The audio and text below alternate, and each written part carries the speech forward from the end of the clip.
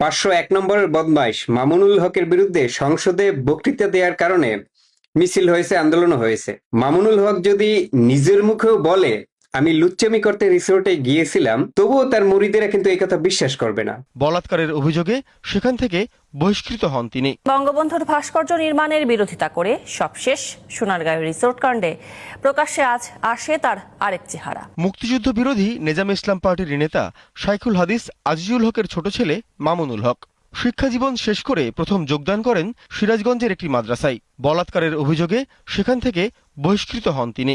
যোগ দেন রাজধানীর মিরপুরের জামিউল আলম মাদ্রাসায়।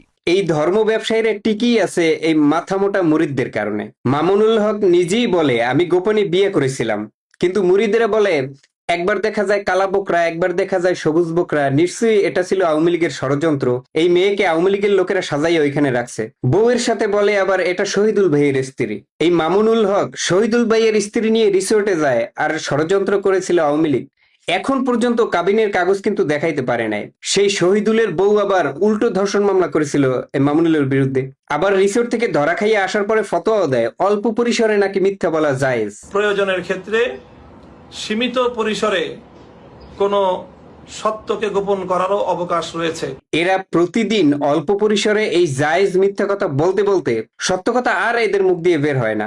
দেশে এখন ধর্মীয় অনুভূতির মতো মামুনুল অনুভূতি এবং শফিকুর অনুভূতির উত্থান হয়েছে। 501 নম্বর অসভ্যটার বিরুদ্ধে কথা বললে নাকি আবার অনুভূতিতে লাগে। তাও কোনো মিথ্যা কথা বলেনি কিন্তু এই এমপি। এই মামুনুলরা সারাদিন ওয়াজ করবে জেনা বেবিচারের বিরুদ্ধে, কিন্তু নিজেরাই রাতের বেলায় আবার ঘরে নিজের স্ত্রী রেখে অন্যের বউ নিয়ে রিসোর্টে যাবে।